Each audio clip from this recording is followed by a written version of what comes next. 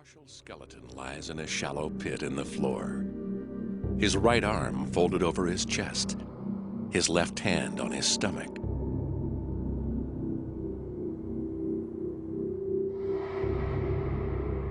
A classic burial position.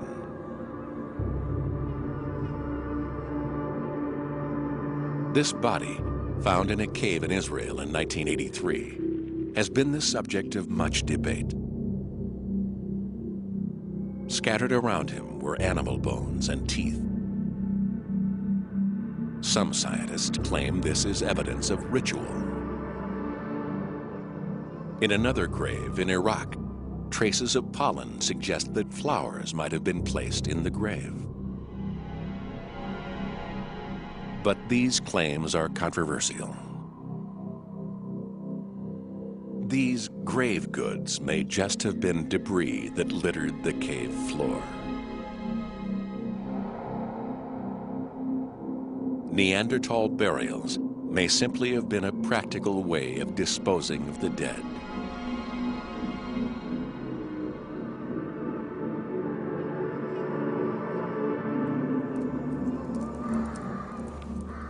Or was it something more humane?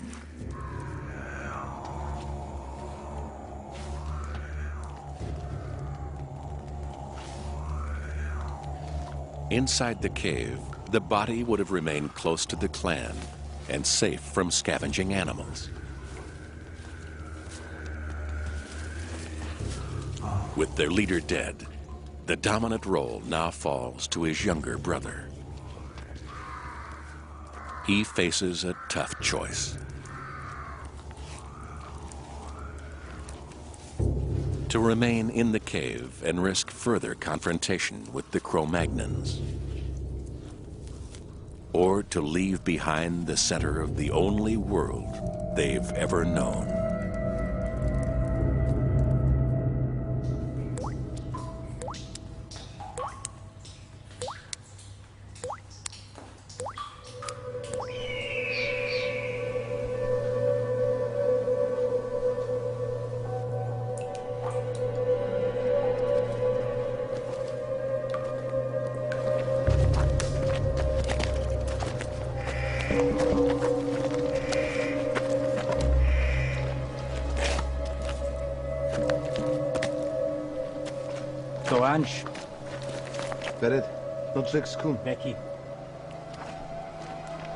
The Cro-Magnons take over the deserted cave.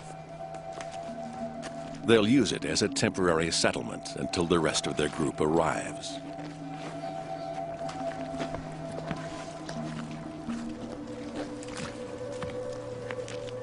The fossil record shows that Cro-Magnons took over Neanderthal sites and made them their own.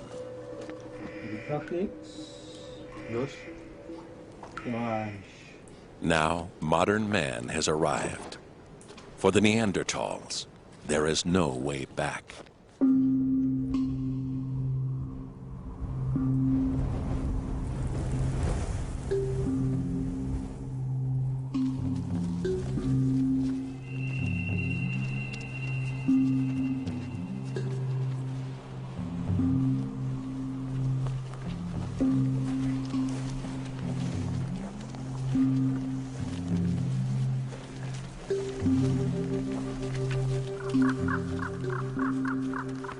The clan has been driven west toward the coast, out of the path of the encroaching Cro-Magnons and toward the very edge of Europe.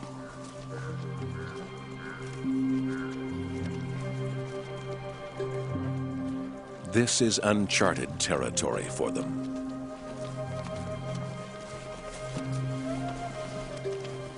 And the further they travel, the more vulnerable they become.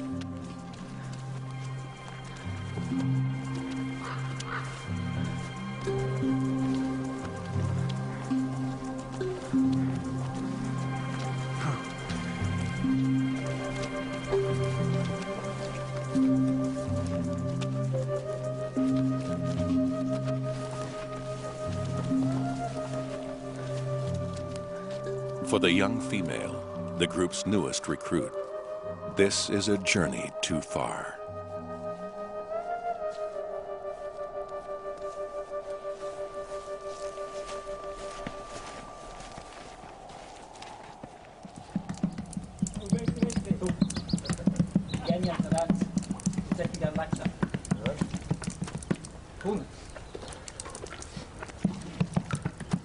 Physically, the Cro-Magnons are less well adapted for life in this cold climate. But they've developed tools that allow them to live anywhere they choose. Harpoons to kill fish when supplies of red meat dwindle. Needles made of bone to tailor clothes. But their most powerful tool is language.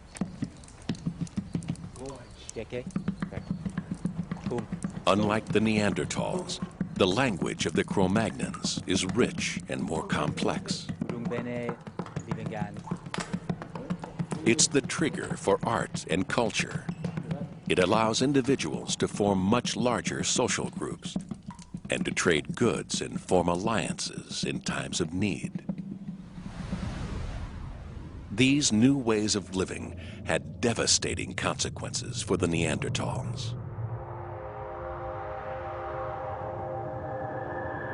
At their peak around 50,000 years ago, an estimated 100,000 Neanderthals lived within this border. But the spread of modern man from Africa and the Middle East was relentless. In groups of up to 100 individuals, the Cro-Magnons colonized Europe's prime locations, monopolizing resources. The Neanderthals were forced out of their valleys onto the inhospitable mountain plateaus of Croatia and the Crimea, and west onto the rocky coastlines of Portugal, Spain, and France. By 35,000 years ago, their numbers had dwindled to a few thousand.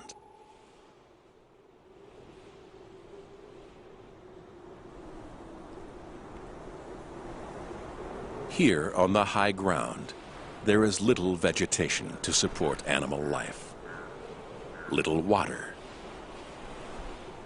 and no natural protection from the weather.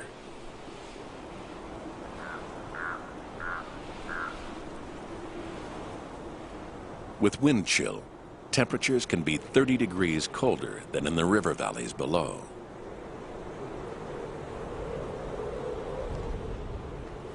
With their short, sturdy bodies, Neanderthals are physically more able to survive here than Cro-Magnons.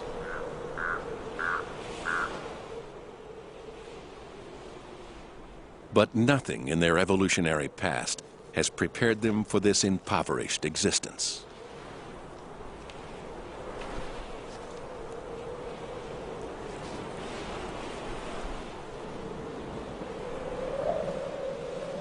They need to eat, but cut off from their territorial hunting grounds, they find it harder to hunt prey.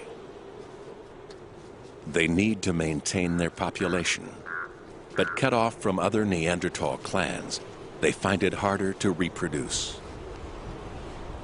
The ties that have bound them together are beginning to come apart.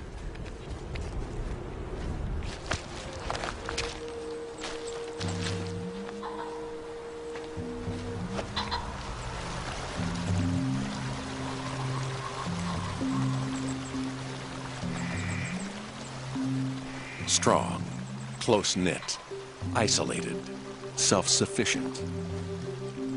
These are the qualities that sustained the Neanderthals through repeated ice ages. But in the face of competition, these strengths have become weaknesses. And they are helping to seal their fate.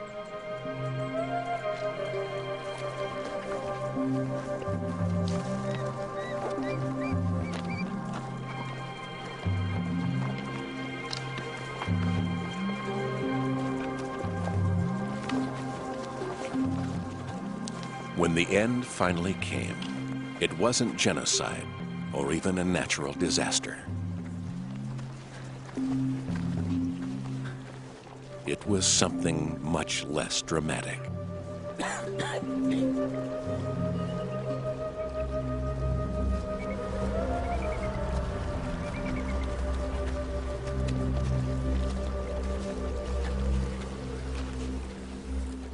Neanderthals were simply outcompeted by a species which came up with better strategies for survival.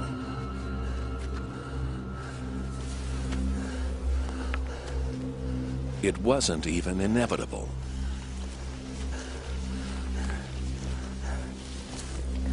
Had Neanderthal birth rates been only 2% higher, or their mortality rates 2% lower, they might not have become extinct at all.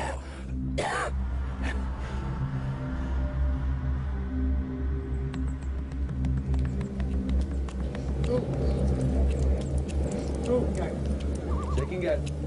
Goes done. Come on, who's done?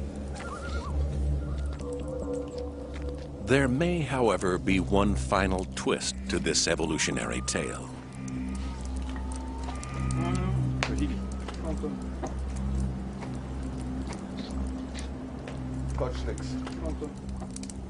Physically and culturally, the Neanderthals and Cro-Magnons were worlds apart.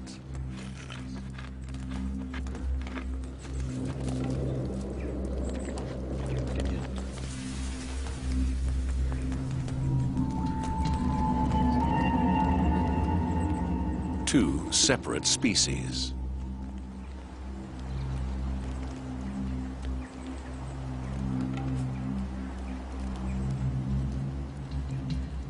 But both human and motivated by the same needs and desires.